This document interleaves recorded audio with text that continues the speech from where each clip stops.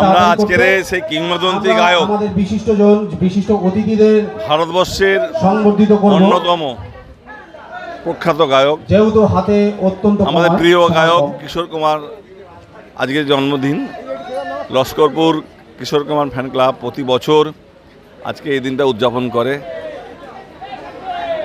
এবং আমরাও সর্বতভাবে আমাদের এই সময়ে, মানে এই যে আমাদের বয়সটা, আমরা অবশ্যই কিশোর কুমারকে অনেকটা দেখতে পেয়েছি, আমরা তার গানও শুনেছি, কিন্তু আমাদের পরবর্তী প্রজন্ম যারা আছে তারা কিশোর কুমার, মোহাম্মদ রফি, লতা মঙ্গেশকর, আশা ভোসলে এদের হয়তো গান জানে না, শোনে না।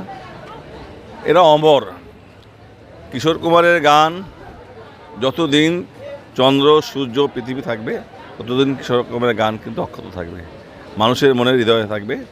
এবং আমরা অত্যন্ত আনন্দিত, Laskarpur fan club, Kishore Kumar fan club, তারা প্রতি বছর এই কিশোর কুমারের জন্মদিনকে পালন করে মানুষের মধ্যে একটা নতুন করে উদ্দীপনা তৈরি করে এবং সেই উদ্দীপনাতে আমরা সবাই সামিল হই। এলাকার আপামর জনতা তারা সবাই কিন্তু উপলব্ধি করতে পারে কিশোর কুমার কে। এই যে সবসময় কিশোর কুমারকে নিয়ে আমরা আমাদের অনুষ্ঠান, আমাদের তার জীবনীকে সামনে রেখে তার যে ক্রিয়াকর্মটাকে মানুষের মধ্যে বারবার তুলে ধরা, এটা অবশ্যই আমাদের কাছে খুব গর্বের বিষয়। প্রতি বছরই করেন, বিশেষ করে অঞ্জন দে ওই উদ্যোক্তা হয়। এছাড়া এখানকার প্রায় প্রত্যেকটা মানুষই সমর্থন করেন, কারণ কিশোর কুমার এমন একজন মানুষ ছিলেন, শুধুমাত্র যে উনি গায়ক ছিলেন তাই নয়, একজন ভালো মনের মানুষ ছিলেন। এবং উনি একাধারে যেমন শিল্পী ছিলেন, ভালো গায়ক, সাথে সাথে তিনি ভালো প্রযোজক, অভিনেতা। এবং সত্যি কথা বলতে কিশোর কুমার একজন মুডিয়াল মানুষ ছিলেন। আজকে আমাদের লস্করপুর কিশোর কুমার ফ্যান্স ক্লাবে আমরা যে সাংস্কৃতিক সন্ধ্যা আয়োজন করেছি, আমাদের 16 বছরে পা দিয়েছি আমরা। একটা বিশেষ আনন্দের ব্যাপার। আমাদের এই লস্করপুর কিশোর কুমার ফ্যান্স ক্লাব, আমাদের যত ক্লাবগুলো রয়েছে গ্রামগঞ্জে, যেখানে জেলায় জেলায়, তাদের সাথেও আমরা জড়িয়ে আছি, আমাদের বার্তাটা রয়েছে। এবং আমরা কিশোর কুমারের যে আমরা আজকে যে শ্রদ্ধাঞ্জলি জানাবার জন্য আমরা এখানে সকলে উপস্থিত হয়েছি, সবথেকে বড় কথা, কিশোর কুমার কিন্তু শুধু গায়ক নয়, কিশোর কুমার হচ্ছে যাকে বলে অলরাউন্ডার। সে লেখক, প্রযোজক, ডাইরেক্টর, কমেডিয়ান, সব কিছুর মধ্যে কিন্তু ওনার যেটা রয়েছে এটা বোধহয় একটা অতুলনীয় ব্যাপার।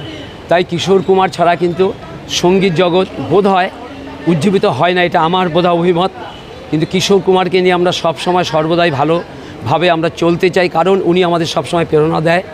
কিশোর কুমার বলতে আমরা সবাই একটা কথাই বলি, কিশোর কুমারকে স্মরণ করেই কিন্তু অনেক শিল্পীরা আজকে মুম্বাই বলুন, সারা জায়গায় বলুন, তারা কিন্তু এগিয়ে গেছে। এখনও যে শিল্পীরা আজকে বলুন, জি বাংলা বলুন বা ইন্ডিয়া আইডল বলুন, যেখানে যে শিল্পীরা যতই রকম নাম করছে, এত নাম কিনছে, কিন্তু কিশোর কুমারের গান কিন্তু তাদের পথ ছাড়ছে না, তারা কিন্তু গানকে নিয়ে কিন্তু ভেসে আছে।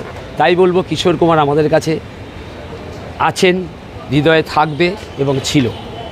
দেখুন এখনকার যে গান রয়েছে, এটা বলতে পারেন আগে যে যারা ছিলেন লেখক, রাইটার, যারা ছিলেন রাইটার, তাদের যে চিন্তাধারা ছিল আর এখনকার যারা চিন্তাধারা, সেই চিন্তা দুটো পার্থক্য আছে। তারা এখন একটা গল্প খুঁজতে গেলে তাদের অনেক চিন্তা করতে হয়, কারণ নতুন গল্প কিছু বানাতে গেলে এখন তাদের ওই পুরনো দিন কিছু করে কিন্তু তার ওখানে অ্যাড করতে হয়। আর এখনকার যে গান বলছেন, আমি ছোট করছি না, এখন গানের যেটা মানে শব্দ, কথা, ভাষা, সেটা কিন্তু বেশি দিন স্থায়ী থাকে না। এটা কিন্তু আমাদের কাছে সবাই এটা জানি। আর কিশোর কুমার, মোহাম্মদ রফি, লতাজি, আশাজি, মান্না দে যারাই আছেন, তাদের গানকে নিয়ে কিন্তু আমরা এখনও কিন্তু মনের মধ্যে সবসময় ভেসে রাখি।